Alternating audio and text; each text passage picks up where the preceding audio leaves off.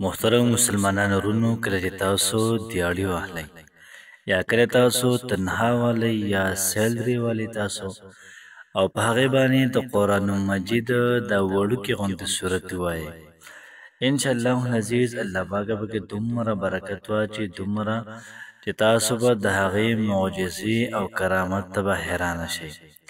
محترم مسلمانانو، په دنیا کې څومره خلک اوسېږي، هر سړی د رزق په ټینشن کې دی. هر سړی دا وایي چې یاره ماته به رزق میلاو شي، څنګه به میلاو شي، څنګه به دا رزق داسې وشي.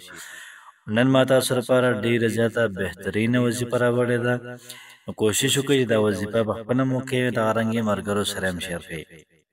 محترمو، نن چې کومه زموږ وظیفه ده هغه د یو وړوکې صورت ده، د قرآن مجید یو وړوکې صورت دی، ورسره یو وړوکې یو 3 ټکي آیتونه دي چې کله تاسو تنها والی په دغه تنها پیسو باندې تاسو دا وظیفه یوه پیره وکئ. دغه رنګې تاسو چې کله دیاړي راوالئ په هغې باندې هم تاسو کولی شئ. دوکان کې چې کومه ګله ده پیسې پکې پرتې وي، په هغې هم تاسو دا وظیفه کولی شئ.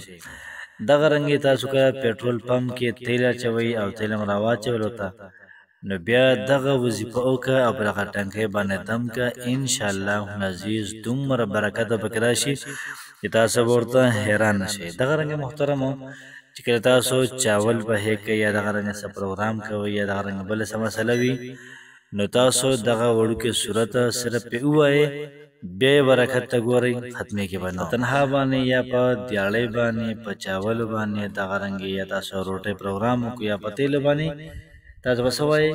وکفا بالله وکیلا، کافي ده زما لپاره زما رب چې هغه کارساز دی. وکفا بالله وکیلا، وکفا بالله وکیلا، دا به تاسو 313 پیرې ووایئ. که دغه ګرانې 140 پیرې خامخا ووایئ.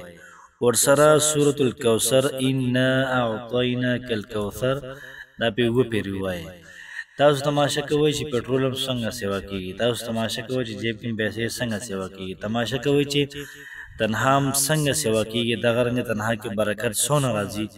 محترمو، لږې به نه یو قسم لا موږ ورته پښتو کې ویلی شو پټه خزانه ورته ویلی شو، سره پیسې به خوا دېخوا کېږي. نو کوشش وکړئ وظیفه ډېره شارټ ده، په خپله مو کې ملګرو سره هم شیر کوئ. الله پاک مو خوشحاله آباد ساته. السلام علیکم ورحمة الله وبرکاته.